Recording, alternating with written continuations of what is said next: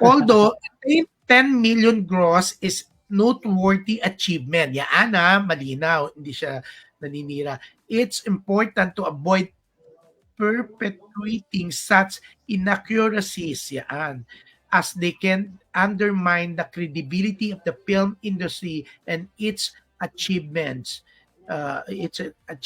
especially that it's known to many that the very controversial film about the last days of the Marcoses in the palace, made in Malacanang, directed by the also very controversial director Dario Yap, had an impressive opening day with a remarkable 21 million in box office earnings.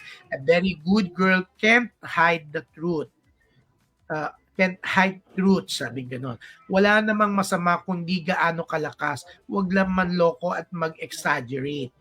In films, accurate reporting and recognition of achievements are essential. Exaggerating a film's success not only misleads the public but also disrespect the hard work of other filmmakers who have achieved remarkable opening gross figures. Recognition must be given where it is due, and integrity must remain in the rich uh, tapestry of Philippine cinema. Yaan. Oo. So, yaan. So, sabi ko nga kay Direk kung pwede siyang i-phone patch no, for this. Sabi niya lang, I wait lang. So, anong masasabi mo dito? Ako, June, ito yung hinahanap ko nga yung actual post ng Star Cinema, ng ABS-CBN Film Production. Alam ko kasi minention lang nila na yung 10 million yung first day gross, pero wala silang binabanggit na kung ano man. Actually, nabasa ko yung sinasabi nung Rene. It's parang fan lang eh. Yung yung gumawa nung siya yun. So, yung sa ABS... Eto, nakita ko na June. Nakita ko na. So, ang pinost ng ABS... Yeah. Yes, anong pinost ng ABS-CBN? Ito yung pinost ng ABS-CBN nung September 28. So, a day after nung first day showing. A very good movie indeed. Thank you, Pilipinas, for making a very good girl.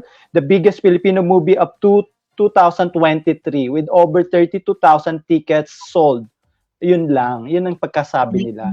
Yung sinasabi, walang binanggit ng kung ano man na yung non-MMFF, chuchu-chuchu. Nabasa ko rin yan. Fan lang yung gumawa noon, parang inano niya.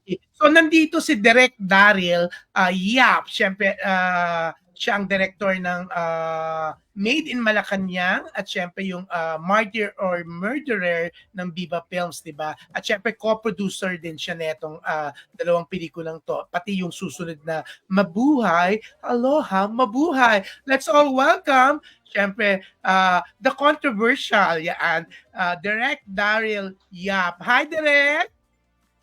Hi, friendship. Hello po sa lahat ng kasama natin ngayong hapon.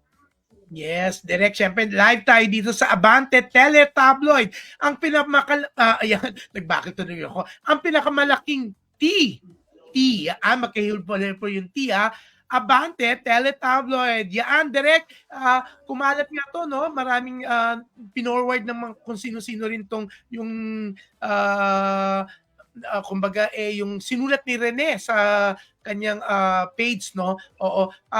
Pero sinasabi nga ni Ogie Narvaez Rodriguez na it's not really Star Cinema, ABS-CBN ang nag-post noon. Nag-post, ang pinost daw ng ABS-CBN ay biggest, Ogie, ulit? Biggest Filipino movie sa taon na to, 2023. This year. So, anong masasabi mo, Direk? Well, ako naman po, everybody is claiming things. And just like what I said in my social media account, I'm a fan of Christine and friendship.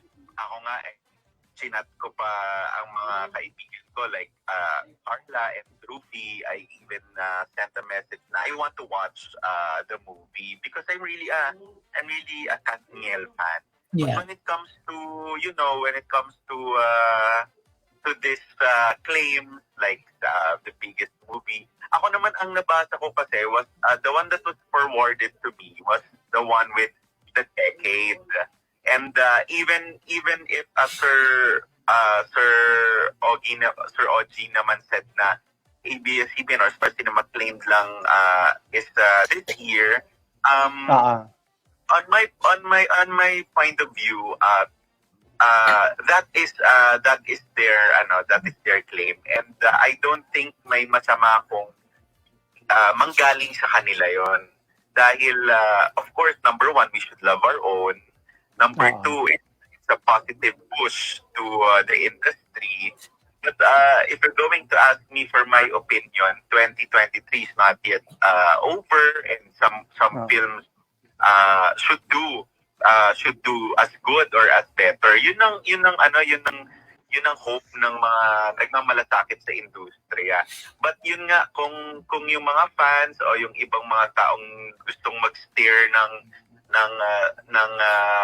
chika o kaya ng mga pwedeng pag-uusapan, ipupush nila yung of the decade. Of course, may mga taga-subaybay din tayo, mga taga-tangkilik tayo na medyo nagtataas ng kilay pag gano'n, hindi naman din sila masyadong aware when it comes to showbiz promotions at saka sa mga exaggerated na ganong captioning. So ako, just like what I said, no, kung sa ikakayabong, ikatatagumpay, ikatataga industriya ng pelikulang Pilipino, wala akong masamang tinapay o magiging masamang reaksyon.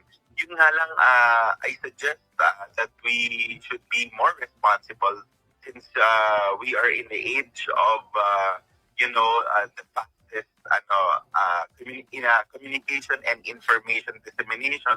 Maganda na mas maging responsable tayo pagdating sa paglalabas ng mga datos na inahain natin sa publiko. Pero ako, wala akong anything na nararamdaman patungkol sa pelikula.